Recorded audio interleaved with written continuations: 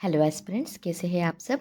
हम new topic देख रहे थे एम लक्ष्मीकांत पॉलिटी से, और वो है सुप्रीम कोर्ट। आज जो हम टॉपिक से स्टार्ट करेंगे वो है pillars of Supreme court independence. देखिए, मैंने जो लक्ष्मीकांत के चैप्टर है उसे नोट्स के फॉर्मेट में क्रिएट किया है, जो कि है डायग्राम, फ्लो चार्ट्स और माइंड मैप्स के फॉर्मेट में। मैंने इसे इस तरह से क्रिएट किया है जिससे कि आप कम से कम टाइम में इसे रिकॉल कर सके और रिवाइज कर सके। तो अगर आप इसे डाउनलोड करना चाहते हो तो टेलीग्राम चैनल से डाउनलोड कर सकते हैं। इसका लिंक मैं कमेंट सेक्शन में दे दूँगी। ऑलराइट, तो चलिए अब हम लेक्चर को स्टार्ट करते हैं। लेक्चर के ड्यूरेशन में मैं आपको हर एक टॉपिक को बहुत सिंपल टर्म्स में समझाऊंगी, और इसके साथ जहाँ पे भी ट्रिक्स अवेलेबल हो वो सारी ट्रिक्स बताऊंगी, जिससे कि आप जैसे ही लेक्चर देखते हो तभी सारी चीज़ों को याद कर सके। इसके साथ साथ जो भी इम्पोर्टेंट टॉपिक्स है जहाँ से पेपर में क्वेश्चंस आपको आ सकते हैं वो भी सारे हम कवर करेंगे।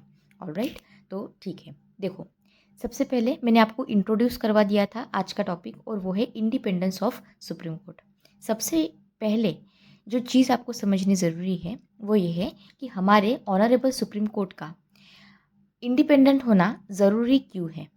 ठीक है, उसमें हमने, देखिए वैसे तो बहुत सारे रीजंस हैं, लेकिन हमने 4 मेन रीजंस देखे थे।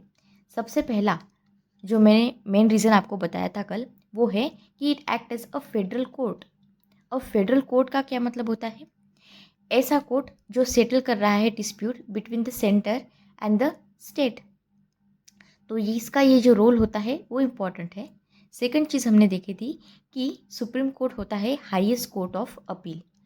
हम हमेशा कहते हैं कि अगर आपको कहीं पे इंसाफ ना मिले लोअर कोर्ट्स में, हाई कोर्ट में, तो हम सुप्रीम कोर्ट में जाते हैं, राइट? क्योंकि हमें ये उम्मीद होती है कि सुप्रीम कोर्ट हमारी बात ज़रूर मानेंगे, है ना।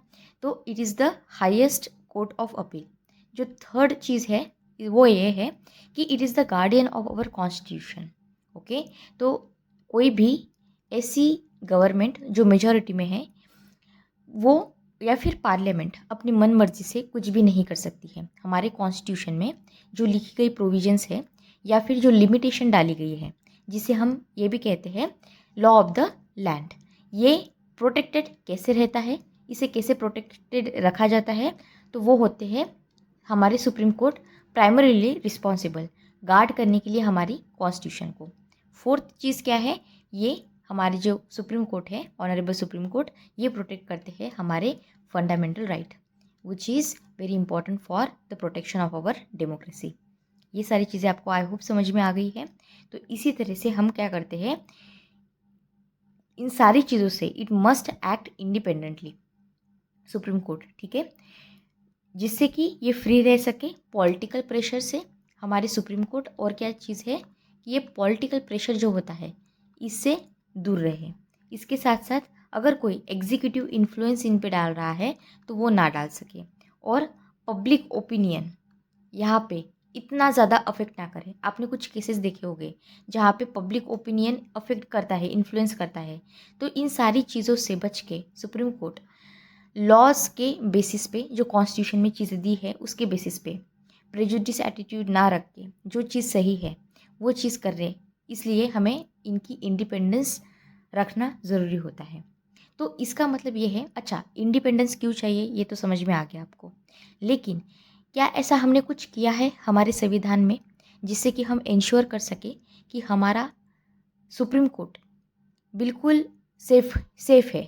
तो इनकी सेफ्टी के लिए हमने क्या किया है? तो पहली चीज़, जिस तरह से हम अपॉइंटमेंट करते हैं ये एक तरह से अपने आप में सेफ गार्ड है। क्या है ये? एक सेफ गार्ड है। कैसे? देखो, जो जजेस होते हैं सुप्रीम कोर्ट के, ये अपॉइंट किए जाते हैं हमारे ऑनरेबल प्रेसिडेंट के द्वारा। ये क्वेश्चन आपको आ सकता है कि who is responsible for appointing जजेस of Supreme Court? Answer is honourable president of India. लेकिन जो हमारे प्रेसिडेंट होते हैं ये कंसल्ट करते हैं सबसे पहले तो जजेस के, जो सुप्रीम कोर्ट और हाई कोर्ट से आते हैं। तो जुडिशरी यहाँ पे सुप्रीम कोर्ट और हाई कोर्ट दोनों भी आ गई। इसके साथ साथ ये लिमिट करते हैं एग्जीक्यूटिव डिस्क्रिशन को, और ये फिर से इंश्योर करते हैं कि जुडिशरी का यहाँ पे पार्टिसिपेशन हो रहा है कि नहीं हो रहा है। अब आपने देखा है सबसे इम्पॉर्टेंट चीज़ जब हम देखते हैं वो है कॉलेजियन सिस्टम, जो भी आप बोलो, कॉलेजियम सिस्टम। ये क्या होता है हम ये प्रीवियस लेक्चर्स में देख चुके हैं और ये इम्पॉर्टेंट भी है, और इसे जुडिशियल इंटरप्रिटेशन की ज़रूरत होती है, ये भी आप देख चुके हैं। तो ये अपने आप में एक सेफगार्ड है। दूसरी बात होती है टेन्योर की, मतलब कैसे, जो जजेस होते हैं उनको निकालना इतना आसान नहीं होता, और प्रेसिडेंट अपनी मन मर्जी से इसे नहीं निकाल सकते।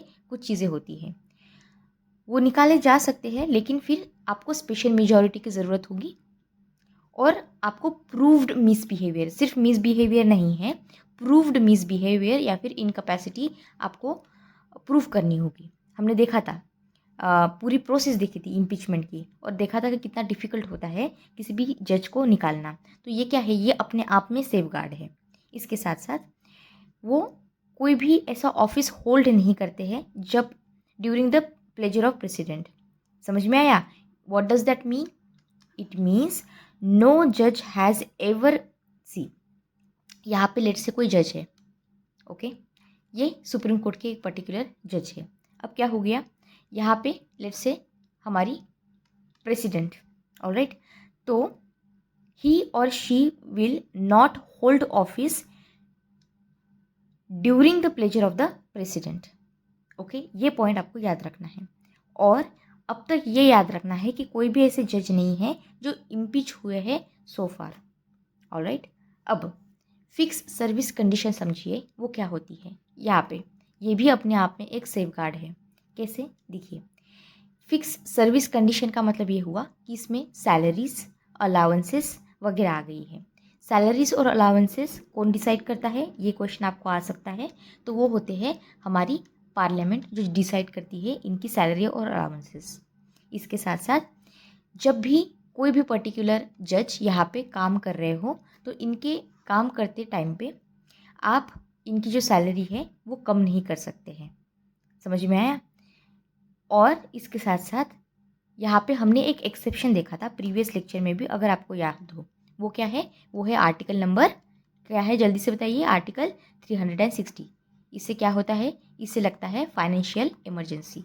तो जब भी फाइनेंशियल इमरजेंसी लगेगी तब यहाँ पे हो सकता है कि जजेस की सैलरी को कम किया जाए, लेकिन इसके अलावा फिर यहाँ पे ऐसा नहीं किया जाता। ये भी अपने आप में क्या हुआ, एक सेफगार्ड हुआ।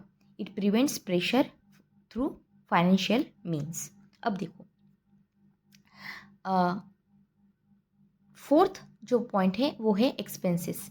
अब यहाँ पे कैसे सेफगार्ड आ गया है, देखिए, जो भी एक्सपेंसेस होते हैं वो हम चार्ज करते हैं from consolidated fund of India, जो कि जिनके ऊपर वोटिंग नहीं होती है। तो सारे के सारे एक्सपेंसेस मतलब क्या, जो अभी हमने देखे थे, जैसे कि जजेस की सैलरी, पेंशन, और जो स्टाफ वगैरह काम करता है उनकी कॉस्ट वगैरह आ रही हो, वो सारे के सारे पैसे कंसोलिडेटेड फंड ऑफ इंडिया से होते हैं, और इनके ऊपर पार्लियामेंट में वोट वगैरह नहीं होता है।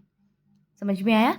हाँ, लेकिन एक बात यहाँ पे है, जो हमारी पार्लियामेंट है वो यहाँ पे डिस्कशन ज़रूर कर सकती है अगर चाहे तो।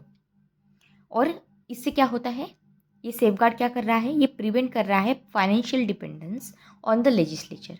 क्या हो रहा है, यहाँ पे जुडिशियरी का जो फाइनेंशियल इंडिपेंडेंस था लेजिस्लेचर के ऊपर, लेजिस्लेचर मतलब पार्लियामेंट, लॉ बनाने वाले, तो इनके ऊपर जो फाइनेंशियल इंडिपेंडेंस थी ये यहाँ से हट चुकी है। समझ में आया आपको? इसके साथ साथ देखिए, यहाँ पे जो फिफ्थ चीज़ है वो है कंडक्ट। यहाँ पे क्या सेफगार्ड आ रहा है, देखिए, कंडक्ट ऑफ जजेस नॉट टू बी डिस्कस्ड। ये लाइन हमेशा याद रखिएगा आप, कंडक्ट ऑफ द जजेस can not be discussed in the parliament. कोई भी डिस्कशन अलाउ नहीं होता है पार्लियामेंट में या फिर स्टेट लेजिस्लेचर में भी। ठीक है, पार्लियामेंट के साथ साथ स्टेट लेजिस्लेचर में भी किसी भी तरह से किसी भी जज का जो कंडक्ट होता है, जिस तरह से वो अपने आप को कंडक्ट कर रहे हैं, वो चीज़ यहाँ पे डिस्कस नहीं होती है। एक्सेप्शन यहाँ पे है, क्या है एक्सेप्शन, जो हमने कल देखा था, वो है जब इम्पीचमेंट मोशन ली जाती है अंडर कंसिडरेशन। तो अगर इम्पीचमेंट हो रहा है तब तो डिस्कशन ऑब्वियसली होगा। इससे क्या होता है, यहाँ पे ये कंडक्ट क्यों डिस्कस नहीं हो रहा है, क्योंकि हम क्या कर रहे हैं यहाँ पे, हम पॉलिटिकल क्रिटिसिज्म जो होता है जजेस का उसे प्रिवेंट कर रहे हैं, जिससे कि हमारे जजेस अच्छे से काम कर सके। ये भी अपने आप में एक सेफगार्ड है। इसके बाद और एक सेफगार्ड देखिए, जो है ban on practice after retirement. इसका मतलब क्या होता है, और ये इम्पॉर्टेंट सेफगार्ड भी है। देखिए, जब कोई एक पर्टिकुलर जज है, यहाँ पे ये रिटायर हो चुके हैं, ऑलराइट। अब रिटायर्ड सुप्रीम कोर्ट के जो जज हैं, ये प्रैक्टिस नहीं कर पाएंगे किसी भी कोर्ट में या फिर अथॉरिटी में इंडिया के अंदर। इंडिया के अंदर ये प्रिवेंट करता है उनको ऐसे जजमेंट्स पास करने में जो कि उनके पर्सनल फेवर में शायद फ्यूचर में काम आ जाए। समझ में आ गया? हो सकता है एक बहुत हाइपोथेटिकल एग्जांपल देती हूँ, ठीक है, पेपर में नहीं लिखना है इस एग्जांपल को, लेकिन बता इसलिए रही हूँ क्योंकि तुम्हें समझ में आ जाए कि क्या होता है। देखो, लेट्स से कि यहाँ पे कोई एक सुप्रीम कोर्ट के जज है। अब ये 2 साल के बाद होने वाले हैं रिटायर, ठीक है। अब क्या है ना कि यहाँ पे कोई ए नाम की कंपनी है और यहाँ पे बी नाम की कंपनी है। अब यहाँ पे पैसों की रिलेटेड कोई प्रॉब्लम आ गया है। अब ये जो पर्टिकुलर जज है, ये अब इनकी लेट्स से ए के साथ कोई मतलब ये इनको जानते हैं, ठीक है, थोड़े से रिलेशन है, और हो सकता है कि फ्यूचर में ये इनमें इन्वेस्ट करें और फिर इनका फाइनेंशियल प्रॉफिट हो, तो फिर ये जजमेंट जो है ये इनके फेवर में दे दे। बहुत हाइपोथेटिकल एग्जांपल था, आपको समझाने के लिए बता रही हूँ। तो हो क्या यहाँ पे क्या हो रहा है, यहाँ पे जो पर्टिकुलर जज है सुप्रीम कोर्ट के, ये फ्यूचर में ऐसा कुछ कर सकते हैं कि इनको बेनिफिट हो जाए। तो यहाँ पे क्या हो रहा है, ये रिटायर्ड जज जो है सुप्रीम कोर्ट के, ये यहाँ पे फिर बाद में प्रैक्टिस नहीं कर पाएंगे कहीं पे भी किसी कोर्ट या फिर अथॉरिटी विद इन इंडिया। ये क्या करेगा, इनको प्रिवेंट करेगा किसी भी तरह से ऐसे जजमेंट देने के लिए पर्सनल फेवर में। देखिए ना, यहाँ पे पर्सनल फेवर आ गया ना। आप इनको क्या लगा, फ्यूचर में मुझे कंपनी ए हेल्प करेगी जिससे कि मेरा फाइनेंशियल, अब ये बस एक एग्जाम्पल है, इससे मेरा फ़ायदा हो, तो मैं क्या करूँगा, अब यहाँ पे ये जो करंट जजमेंट है मैं इनके फेवर में दे रही हूँ ना। समझ में आ रहा है आपको? तो यहाँ पे पर्सनल फेवर इंक्लूड हो गया जज का। तो हम यहाँ पे क्या कर रहे हैं, इसे अवॉइड कर रहे हैं, ये बहुत इंपॉर्टेंट होता है। इसके साथ साथ power to punish for contempt, इसका मतलब क्या होता है, power to punish for contempt. देखिए, जो हमारी सुप्रीम कोर्ट होते हैं, ये पनिश कर सकते हैं कंटेम्प्ट के लिए फॉर ऑफ इटसेल्फ। देखिए, ये स्टेटमेंट भी यूपीएससी में पूछा गया है कि supreme court can punish for contempt of itself, और ये आर्टिकल नंबर 129 में दिया है। जैसे इससे क्या होगा, फिर आप प्रोटेक्ट कर रहे हो डिग्निटी, इसके साथ साथ अथॉरिटी और क्रेडिबिलिटी को। तो सुप्रीम कोर्ट यहाँ पे पनिश करेंगे कंटेम्प्ट के लिए, और ये याद रखिएगा। इसके साथ साथ और एक सेफगार्ड देख लीजिए। देखो, फ्रीडम टू अपॉइंट स्टाफ, यहाँ पे क्या हो रहा है, जो हमारे चीफ जस्टिस ऑफ इंडिया होते हैं, ये अपॉइंट करते हैं जो कोर्ट में काम करने वाले ऑफिसर्स या फिर सर्वेंट्स होते हैं सुप्रीम कोर्ट में, और डिसाइड करते हैं कि उनकी जो स्टाफ है इनकी सर्विस कंडीशन क्या होगी। इसका मतलब ये हुआ, जो हमारे एग्जीक्यूटिव्स हैं, ये यहाँ पे जुडिशरी के मामले में इंटरफेरेंस नहीं कर सकेंगे। इसके साथ साथ जो हमारी जुरिसडिक्शन होती है, इनको कर्टेल नहीं किया जा सकता। पार्लियामेंट जो है, मेरा कहने का मतलब ये है, जो हमारी पार्लियामेंट है, ये रिड्यूस नहीं कर सकती है सुप्रीम कोर्ट के जुरिसडिक्शन को, या फिर जुरिसडिक्शन मतलब क्या, powers given by the constitution जो जजेस को दी गई है, इसे कम नहीं कर सकते हैं। और अगर आप चाहे तो इसे एक्सपांड ज़रूर कीजिए, तो पार्लियामेंट इसे एक्सपांड कर सकते हैं भले ही, लेकिन कम नहीं कर सकते। ये एक इम्पॉर्टेंट पॉइंट है जो कि आपको याद रखना है। इसके साथ साथ ये भी पॉइंट याद रखिए, सेपरेशन ऑफ जुडिशरी मतलब क्या। देखिए, एक डायरेक्टिव प्रिंसिपल है, अगर आपको याद हो, हमने देखा था directive principles of state policies में, मैंने आपको ट्रिक्स के साथ अच्छे से समझाया था। अगर आपने वो वीडियो नहीं देखा है तो वो वीडियो देख लीजिए, आपके सारे के सारे डायरेक्टिव प्रिंसिपल्स याद हो जाएंगे। ऑलराइट, देखिए, आर्टिकल नंबर 50 क्या करता है, इंश्योर करता है इंडिपेंडेंस। कैसे इंडिपेंडेंस इंश्योर करता है, देखिए, हमने देखा था जो स्टेट होती है ये कुछ स्टेप्स लेंगी जिससे कि देयर इज़ अ सेपरेशन, और या फिर ये सेपरेट रह सके, मतलब रख सके जुडिशरी को फ्रॉम एग्जीक्यूटिव। तो हम क्या कर रहे हैं, जुडिशरी को और एग्जीक्यूटिव को, इन दोनों को सेपरेट रख रहे हैं। और ये कब आता है, मेनली ये सेपरेशन कब आता है, when it comes to public services. तो पब्लिक सर्विसेज के मामले में ये चीज़ की जाती है। ये क्या करता है, ये इंश्योर करता है इंडिपेंडेंट जुडिशियल एडमिनिस्ट्रेशन। तो ये भी क्या हुआ, एक तरह से अपने आप में एक सेफगार्ड हुआ, जो आपको पता होना चाहिए। समझ में आया?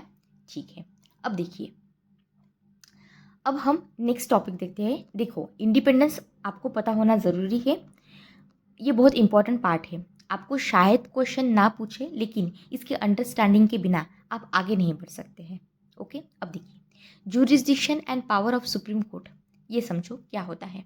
क्या देख रहे हैं हम? जूरिसडिक्शन मतलब पावर, और रोल देख रहे हैं हम सुप्रीम कोर्ट का। ओके, बहुत सिंपल टर्म्स में समझाती हूँ। देखिए, यहाँ पे हमारा कॉन्स्टिट्यूशन है, लॉ ऑफ द लैंड। ये सुप्रीम कोर्ट को हमारे कुछ पावर्स दे रहा है और कुछ रोल्स दे रहा है, जिसे हम यहाँ पे कहेंगे जूरिसडिक्शन। ओके, ये बहुत ब्रॉडर होते हैं अगर मैं कंपेयर करूँ बाकी के कंट्रीज़ के कंपैरिजन में। ओके, तो हमारे वाले ब्रॉडर है, ये मल्टीपल रोल्स यहाँ पे अदा करते हैं। अब मल्टीपल रोल्स मतलब कैसे? देखो, पहले तो इनका रोल होता है फेडरल कोर्ट का, ये मैं आपको पहले समझा चुकी हूँ। फेडरल कोर्ट के जैसे ये बिहेव करते हैं, मतलब क्या? ये डिस्प्यूट को सेटल करने की कोशिश कर रहे हैं बिटवीन द सेंटर और स्टेट। दूसरी बात क्या है? Final court of appeal. ये क्या हो रहा है? जो हाईएस्ट कोर्ट है हमारे कंट्री में, वो होता है सुप्रीम कोर्ट, जहाँ पे हम अपील कर सकते हैं। लोअर कोर्ट से, हाई कोर्ट से जाके हम डायरेक्ट सुप्रीम कोर्ट में अपील करने के लिए जा सकते हैं अगर हमें इंसाफ ना मिले तो। इसके साथ साथ ये गार्डियन होते हैं कॉन्स्टिट्यूशन के, इंटरप्रेट करते हैं कॉन्स्टिट्यूशन को। कोई भी, मैं आपको इम्पोर्टेंस बता चुकी हूँ कि कोई गवर्नमेंट अपनी मन मर्जी से या फिर पार्लियामेंट अपनी मन मर्जी से अथॉरिटी इस्टेब्लिश नहीं कर सकती, कॉन्स्टिट्यूशन के ऊपर अपने आप को नहीं रख सकती है। क्यों? क्योंकि हमारा सुप्रीम कोर्ट यहाँ पे खड़ा है डिफेंड करने के लिए, गार्ड करने के लिए हमारे कॉन्स्टिट्यूशन को, जो कि है लॉ ऑफ द लैंड। इसके साथ साथ ये क्या कर रहा है? ये प्रोटेक्ट कर रहा है हमारे फंडामेंटल राइट्स को। ये बहुत इंपॉर्टेंट होते हैं। हमने देखा था कि अगर फंडामेंटल राइट्स मेरे वायलेट हो जाते हैं एज इंडिविजुअल, मैं डायरेक्ट सुप्रीम कोर्ट के पास जा सकती हूँ, बोल सकती हूँ कि honourable supreme court, C somebody has, कोई भी स्टेट, एनी एंटिटी हैज़, मेरे जो फंडामेंटल राइट्स है इसे वायलेट हो रहा है, तो please give me the justice. ठीक है, जो भी है। अब देखो, इनका और एक रोल है जो बताना चाहती थी मैं, वो है एडवाइजरी रोल। यहाँ पे क्या हो रहा है? ये एडवाइस देते हैं हमारे ऑनरेबल प्रेसिडेंट ऑफ इंडिया को किसी भी कॉन्स्टिट्यूशनल मैटर्स में। ये इनका बहुत इंपॉर्टेंट रोल है। इसके साथ साथ क्या है? Supervisory authority. इसका मतलब क्या होता है? हमारे ऑनरेबल सुप्रीम कोर्ट जितने भी कोर्ट्स होते हैं उन्हें चेक में रखते हैं कि ठीक से सब काम कर रहे हैं कि नहीं कर रहे हैं। इसीलिए यहाँ पे अगर आपको सुप्रीम कोर्ट के रोल के बारे में वगैरह कहीं पे आपके आंसर राइटिंग में भी लिखना हो, तो आप यहाँ पे अल्लादी कृष्ण स्वामी अय्यर, इनका एक कोट मेंशन कर सकते हो। ये मेंबर थे ड्राफ्टिंग कमेटी के। इन्होंने ये कहा था, बहुत ही प्यारा कोट है, ऐसा कहा था कि, देखिए ध्यान से सुनिए, the supreme court of India has more power than any other supreme court in any part of the world. ये जस्टिफाई करता है इस चीज़ को जब हम कंपेयर करते हैं हमारे सुप्रीम कोर्ट को बाकी के सुप्रीम कोर्ट से, even the supreme courts of United states of America. समझ में आया? तो यहाँ पे अगर आपको इम्पोर्टेंस बतानी है तो अल्लादी श्री कृष्ण स्वामी अय्यर जी की जो ओपिनियन है या फिर कोट है, यहाँ पे आप दे सकते हो। दूसरा आता है classification power of Supreme court. हम यहाँ पे क्या कर रहे हैं? क्लासीफाई कर रहे हैं अब हमारे जितनी भी पावर है। देखिए, सबसे पहले हम क्या करेंगे? पहले हम तो देखेंगे कि पावर क्या है हमारे ऑनरेबल सुप्रीम कोर्ट की। इसके बाद हम उसे क्लासीफाई करेंगे 8 मेन टाइप से। ठीक है, इन 8 टाइप्स में हम इसे क्लासीफाई कर रहे हैं जिससे कि और आसानी हो आपको समझने में। इसे मैं टेबल के फॉर्मेट में दिया है, यहाँ पे देखते हैं एक 1 बाय 1। ठीक है, इसे मैं आपको डिटेल में भी बताऊंगी, लेकिन अभी के लिए हम थोड़ा ओवरव्यू ले लेते हैं या फिर बर्ड व्यू ले लेते हैं। ठीक है ना, तो जिससे बहुत अच्छे से भी समझ में आ जाए। सबसे पहला आता है हमारा ओरिजिनल ज्यूरिसडिक्शन। यहाँ पे क्या है? जब भी when cases come directly to the supreme court, कुछ ऐसे केसेस हो गए ना जो सुप्रीम कोर्ट के पास डायरेक्टली आएंगे। फॉर एग्जांपल कि सेंट्रल स्टेट के बीच कुछ डिस्प्यूट हो गया है, अब ये लोअर कोर्ट में थोड़ी जाएंगे, हाई कोर्ट में थोड़ी जाएंगे, सुप्रीम कोर्ट में जाएंगे डायरेक्टली। एग्जाम्पल दे रही हूँ बस। फिर रिट ज्यूरिसडिक्शन आता है। यहाँ पे क्या हो रहा है? रिट ज्यूरिसडिक्शन हम प्रीवियस लेक्चर में देख चुके हैं। ये किस लिए होता है? जब हमें एनफोर्स करना होता है फंडामेंटल राइट्स को, और हमने देखा था आर्टिकल नंबर 32 इसके रिलेटेड था। आपकी रिवीजन हो गई अभी। फिर हम थर्ड आता है जिसे हम कहते हैं एपेलेट जुरिस्डिक्शन। अब इसका मतलब क्या होता है?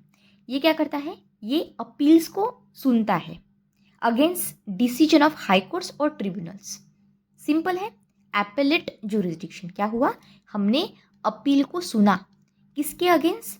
ऐसे डिसीजंस थे जो कि हाई कोर्ट और ट्रिब्यूनल्स ने दिए थे, तो इसलिए हमारे पास होता है एपेलेट जुरिस्डिक्शन। आपको मीनिंग समझ में आ गया?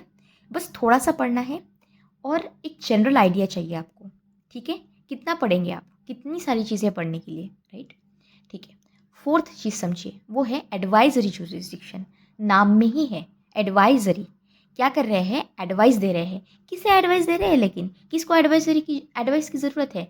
हमारे ऑनरेबल प्रेसिडेंट ऑफ इंडिया को। क्या है आर्टिकल 143? ये मैं देखिए कल भी हमने देखा था, आई लव यू। 1, ये आई का 1 ले लीजिए, लव में एक 1 2 3 4 है और ये 3, तो 143 आर्टिकल है। क्या? तो हमारे honourable president loves supreme court so much कि वो जब भी उनको यहाँ पे एडवाइस चाहिए होती है तो वो सुप्रीम कोर्ट के पास ही जाते हैं। मैं आपको पहले भी बता चुकी हूँ, बहुत ही स्टूपिड और सिली ट्रिक है, लेकिन ऐसी ही ट्रिक आपको याद होगी, ठीक है ना? जब भी आप पेपर में देखेंगे कि आर्टिकल नंबर 143 मेंशन किया गया है, आपको जल्दी से क्लिक हो जाएगा आपके ब्रेन में कि अरे ये तो एडवाइजरी जुरिस्डिक्शन है। हमें जो हमारी सुप्रीम कोर्ट होती है ये प्रेसिडेंट को एडवाइस करती है। ओके, फिर देखते हैं हम क्या होता है। वो है कोर्ट ऑफ रिकॉर्ड। इसका मतलब क्या होता है? नाम में ही दिया गया है।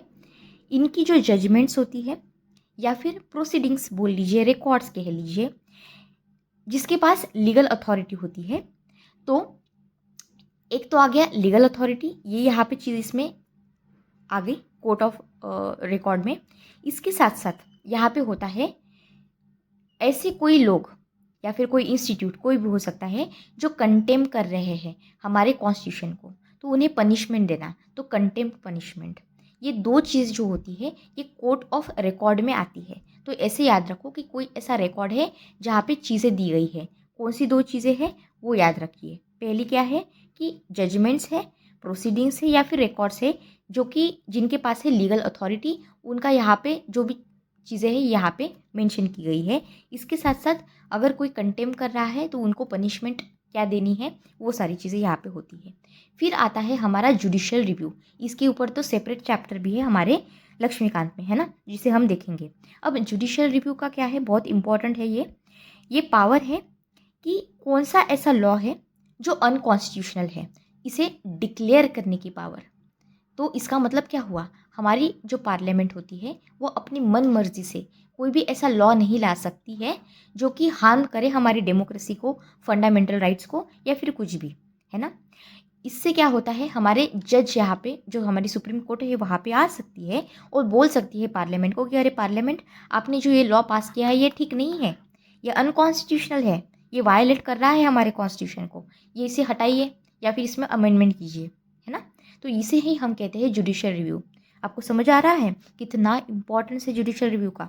फिर आता है अदर पावर्स या फिर कॉन्स्टिट्यूशनल इंटरप्रिटेशन, ऐसे कह सकते हो आप। देखो, जो फाइनल अथॉरिटी होती है, यहाँ पे देखिए कॉन्स्टिट्यूशनल इंटरप्रिटेशन में क्या आ रहा है ये देख लीजिए पहले। जो फाइनल अथॉरिटी होती है हमारे कॉन्स्टिट्यूशन को इंटरप्रेट करने की, वो होती है सुप्रीम कोर्ट। और अगर कोई एम्बिग्यूइटीज़ है, मतलब क्या कि समझ में नहीं आ रहा है, क्लियर नहीं हो पा रहा है कि दिया क्या है किसी पर्टिकुलर प्रोविजन में, करे तो करे क्या, तो इसे क्लियर करने का काम करता है हमारा honourable supreme court. Other provisions कौन सी है?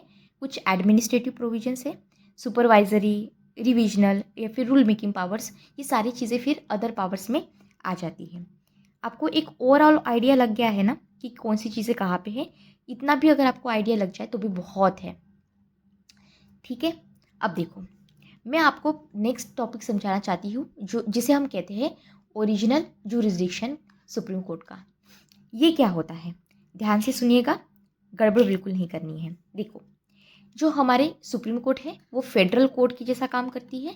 अभी बताया मैंने फेडरल कोर्ट का मतलब क्या, डिस्प्यूट सेंटर और स्टेट के बीच इसे सॉल्व करने का काम कर रही है हमारी सुप्रीम कोर्ट, है ना, in different parts of the Indian federation. कोई भी स्टेट हो, देखो सेंटर और स्टेट के बीच झगड़ा हो सकता है, डिस्प्यूट हो सकता है, स्टेट और स्टेट के बीच भी डिस्प्यूट हो सकता है। उसे सॉल्व कौन करेगी? हमारी सुप्रीम कोर्ट। इसलिए मैंने कहा कि वो है एक तरह से फेडरल कोर्ट। अब यहाँ पे मुझे ये समझाना है, देखिए बोला मैंने यहाँ पे आपको centre versus state, centre versus state और बिटवीन द स्टेट्स, तीनों भी कंडीशन यहाँ पे आ जाती है। अब ओरिजिनल का मतलब यहाँ पे क्या होता है, इसे अच्छे से समझिए।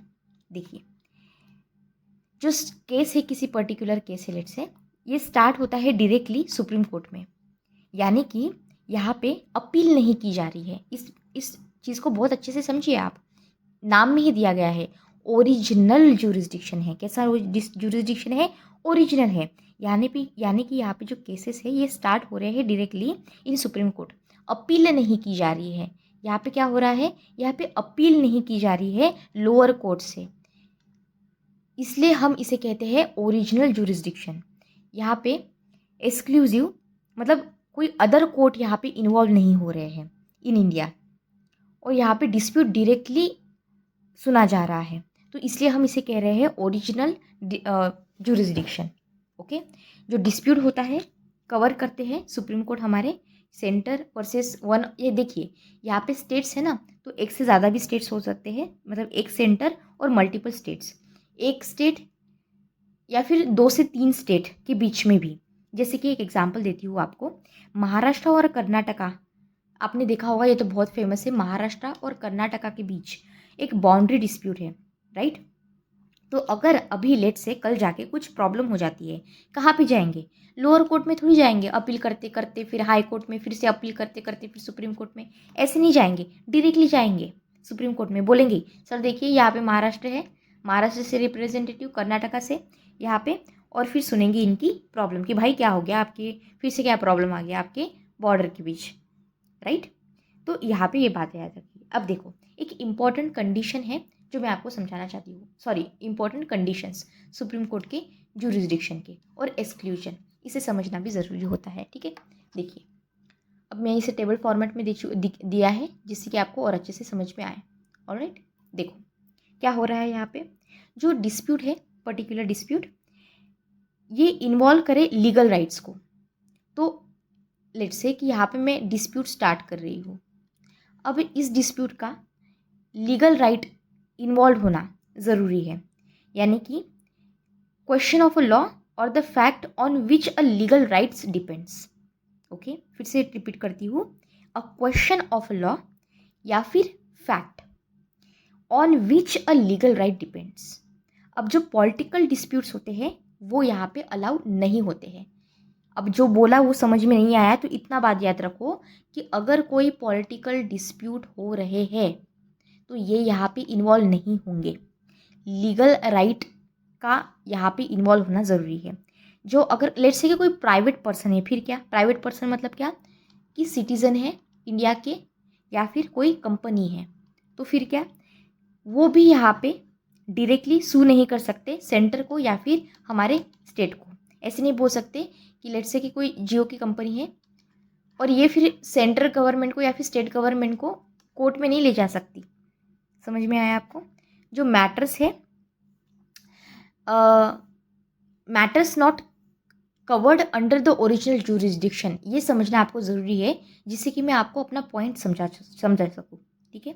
देखो, जो हमारे ऑनरेबल सुप्रीम कोर्ट होता है, ये कौन से ऐसे चीज़ों को नहीं देखता, कैन नॉट हियर, ठीक है, under this power original jurisdiction में जो नहीं आती है, ठीक है।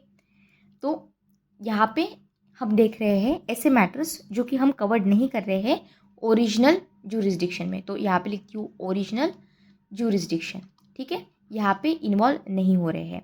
Supreme court can not here these things. पहला होता है ये प्री कॉन्स्टिट्यूशनल ट्रीटीज़ या फिर एग्रीमेंट्स, ऐसी ओल्ड ट्रीटीज़, पुरानी ट्रीटीज़ जो कि 1950 के पहले हो गई थी, वो चीज़ें यहाँ पे नहीं आती है ओरिजिनल जुरिस्डिक्शन में।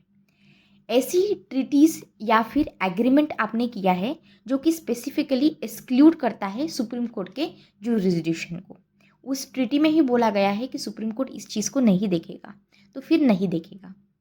कुछ इंटर स्टेट वाटर डिस्प्यूट होता है, ये हम पहले ही देख चुके हैं प्रीवियस लेक्चर में। ये हैंडल की जाती है सेपरेट लॉ के द्वारा, जैसे कि inter state water dispute act हमने देखा था, वो इसे देखता है। इसके साथ साथ कुछ ऐसे मैटर्स होते हैं जो कि फाइनेंस कमीशन देखता है, तो यहाँ पे भी वो ओरिजिनल जुरिस्डिक्शन में नहीं आता है, यानी कि डायरेक्टली सुप्रीम कोर्ट में आप नहीं जा सकते हो। Adjustment of certain financial matters, जैसे कि क्या कि कोई एक्सपेंसेस या फिर पेंशन की रिलेटेड चीज़ें आ गई, वो यहाँ पे नहीं देखी जाती है। या फिर कोई ओरिजिनली कमर्शियल डिस्प्यूट अगर चल रहा हो सेंटर और स्टेट के बीच, तो कमर्शियल डिस्प्यूट है यहाँ पे, ठीक है, यहाँ पे ये कवर नहीं होगा। फिर लेट्स से कि कोई डैमेजेस है क्लेम किए गए हैं स्टेट के द्वारा अगेंस्ट द सेंटर, यहाँ पे हमारी स्टेट है, इन्होंने क्लेम किया है कुछ डैमेजेस अगेंस्ट द सेंटर, तो ये यहाँ पे नहीं हो सकता। अब देखिए कुछ लैंडमार्क जजमेंट्स है जो कि आपको समझने ज़रूरी है। पहला ऐसा केस था 1961 में आया था। ओके, 1961 में क्या हुआ था, एक bearing areas acquisition and development act 1957 आया था। क्या था, coal bearing areas acquisition and development act. कब का था, 1957 का ये एक्ट था। सुप्रीम कोर्ट ने हमारे यहाँ पे ये बोला, अपहेल्ड किया वैलिडिटी ऑफ दिस एक्ट। समझ में आया। तो यहाँ पे वेस्ट बंगाल के द्वारा इसे चैलेंज किया गया था, लेकिन हमारे कोर्ट ने यहाँ पे इसे अपहेल्ड किया था। ये एक लैंडमार्क केस है, इसे मैं आपको और डिटेल में समझाऊंगी। अब हम यहाँ पे रुकते हैं, ठीक है। कल के लेक्चर में हम बाकी की चीज़ें देखेंगे। सबसे इम्पॉर्टेंट टॉपिक देखेंगे जो कि है writ jurisdiction of Supreme court. इसके साथ साथ जो बाकी के पॉइंट्स हैं वो भी हम देखेंगे कल के लेक्चर में। तब तक आप अच्छे से जो लेक्चर्स है उसे रिकॉल कीजिए और रिवाइज कीजिए, ठीक है। और अगर आपको मेरा काम पसंद आता है तो please subscribe to the channel, आपके दोस्तों के साथ भी इसे शेयर कीजिए जिससे मेरा भी मोटिवेशन बढ़े। और thank you so much, God bless you all.